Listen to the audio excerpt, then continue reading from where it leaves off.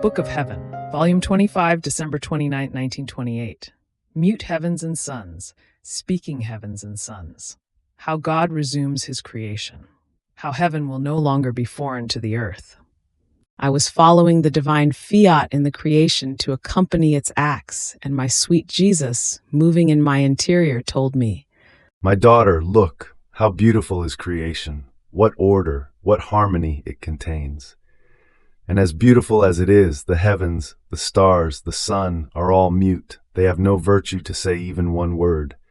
On the other hand, the heavens, the stars, the sun, the ruling wind of my divine will are all speaking and have such eloquence that no one else can equal them. The angel, the saint, the learned one, before the heavens of my speaking will, remain mute and feel ignorant. But why are these heavens and suns speaking? Because they contain life. But do you know what these speaking heavens and suns are? They are the knowledges which I have manifested to you about my divine will. My will is not only life, but is the fount, the source, and the life of all lives. Therefore the heavens of its knowledges could not be mute.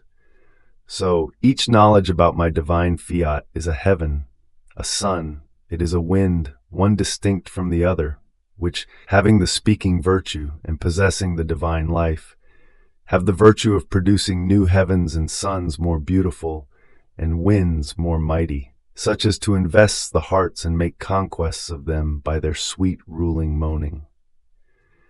See then, my daughter, how my love surpassed the love we had in creation, in manifesting to you the many knowledges about my divine will. In fact, in creation, one single heaven, one sun, etc., were enough for our love, because we wanted to display more all the ardor of our love over speaking man, and for speaking man we wanted to create speaking heavens and suns in the depth of his soul.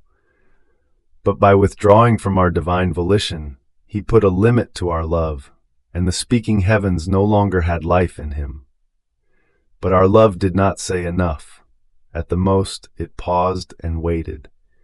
But unable to contain itself any longer, it resumed its creation of the speaking heavens and suns in the little daughter of my divine will.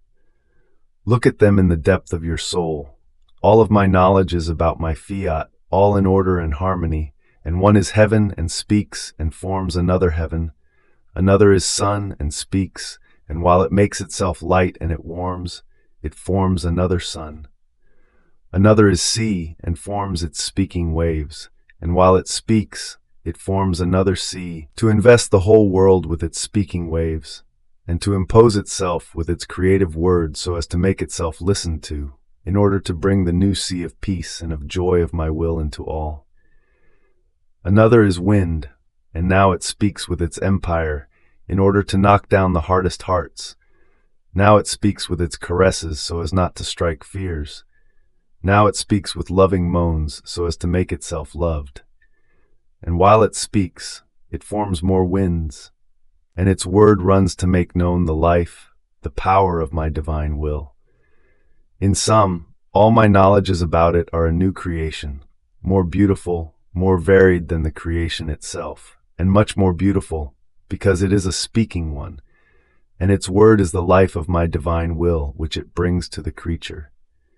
Therefore, I feel happy in your soul, because I am in the midst of my speaking heavens, stars and suns, but my happiness is doubled when you make the sacrifice of writing. Because I see that these speaking heavens will go out, and their word will form new heavens, which will bring the life of my divine fiat into the midst of creatures. Then will heaven no longer be foreign to the earth, because these speaking heavens will form the new celestial family upon earth, and their word will place creator and creature in communication. The winds of these knowledges will place the secret joys of the most holy Trinity in common, and as the creature becomes the owner of the divine sanctity and happiness, all evils will disappear, and I will have the joy of seeing the creature happy, just as he came out of our creative hands.